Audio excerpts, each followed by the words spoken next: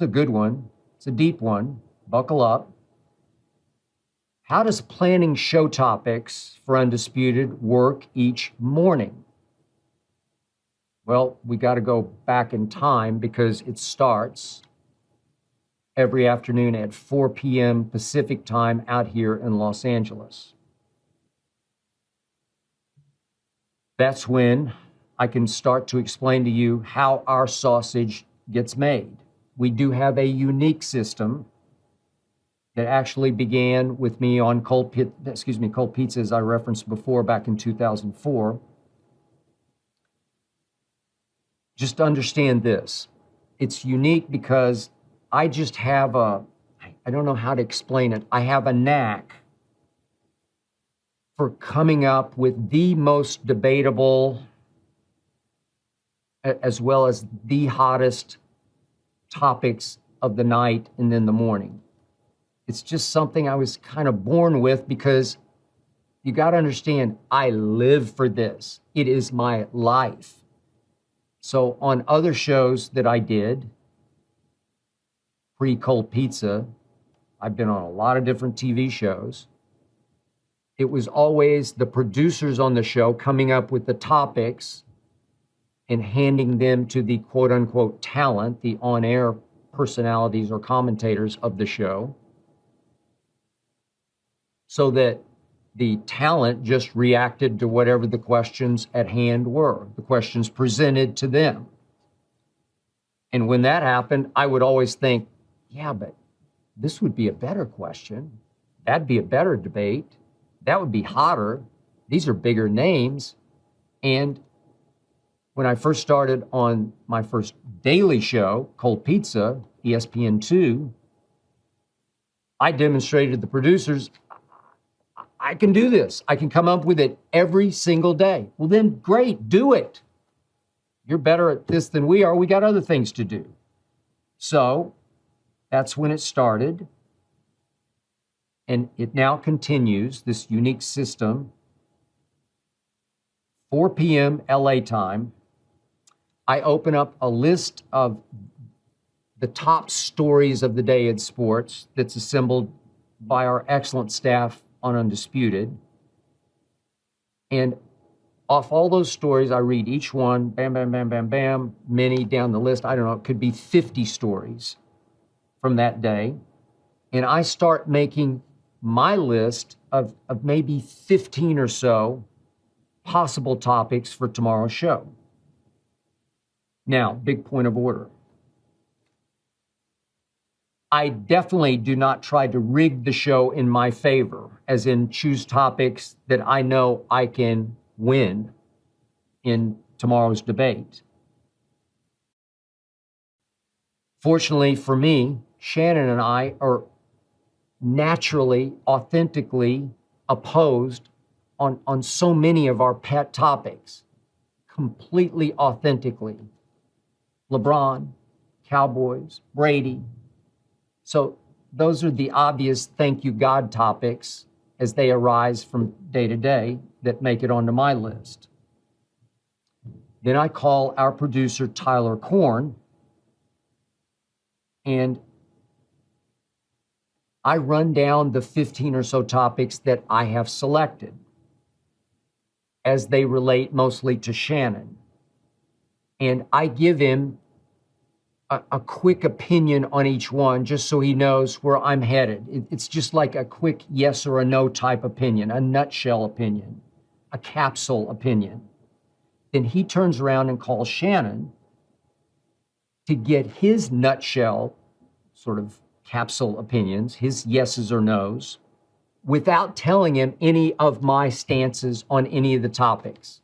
Shannon just blindly is given the topics to respond to, and off the top of his head, shoot from the lip, he just goes bam, bam, bam, bam, bam. And Tyler Korn then types up his 1 or 2 sentence opinions and sends them to me just so I can see that, oh, okay, I got that. A lot of times I can pretty much guess what they'll be, but I want to drive home this point.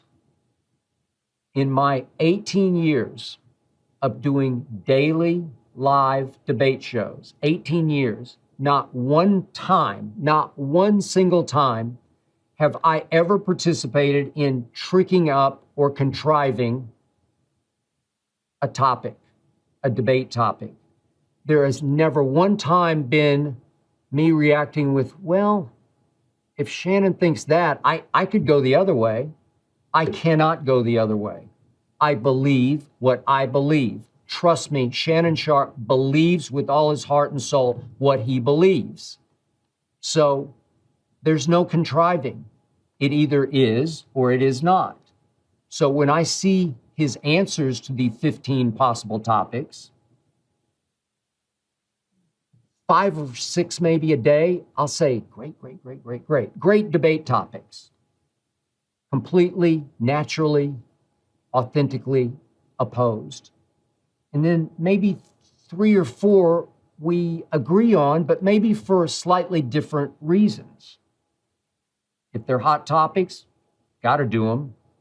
Still work, because we can at least have a compelling discussion, if not a disagreement, about 3 or 4 more topics.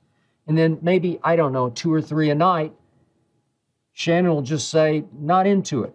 And I am completely fine with that. Gone, done, over.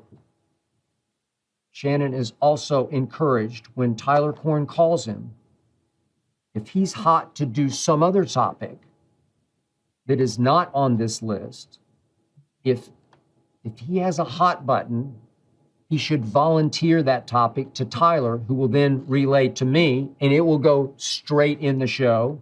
You can verify that with Shannon Sharp. There are games at night, so everything is going to be contingent on what happens in the games. And there's obviously breaking news overnight.